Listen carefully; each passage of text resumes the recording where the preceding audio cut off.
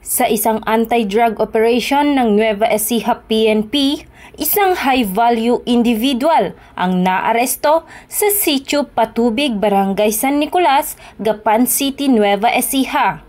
Ayon sa ulat kay Police Colonel Ferdinand D. Hermino, Provincial Director ng Nueva Ecija Police Provincial Office, nagsagawa ng anti-criminality checkpoint operation ang mga tauhan ng Gapan City Police Station sa pamumuno ni Police Lieutenant Colonel Joel M. De La Cruz, Acting Chief of Police.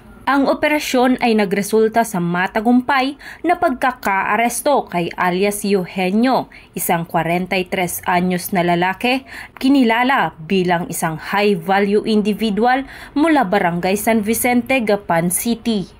Ayon sa ulat, ang sospek na sakay ng motorsiklo ay nagtangkang dumaan sa checkpoint at iniwasang huminto nang sitahin ng mga otoridad sa ilalim ng no plate, no travel policy at sinubukang tumakas nito.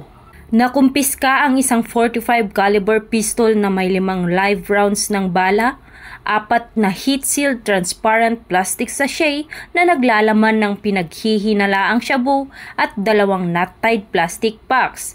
Ang kabuuang timbang ng nakumpiskang droga ay umaabot sa 250 gramo na may standard drug price na 1,700,000. Ang sospek ay nasa kustodiya ng Gapan City Police Station. Siya ay kinasuhan ng paglabag sa RA 9165 o Comprehensive Dangerous Drugs Act of 2002 at RA 10591 o Comprehensive Law on Firearms and Ammunition Regulation Act. Nagbigay naman ng babala si Police Colonel Hermino na hindi kukonsintihin ang mga individual na naisirain ang buhay ng mga Nueva Ecijaño at magsilbing malinaw na babala sa iba pang sangkot sa mga ganitong iligal na gawain.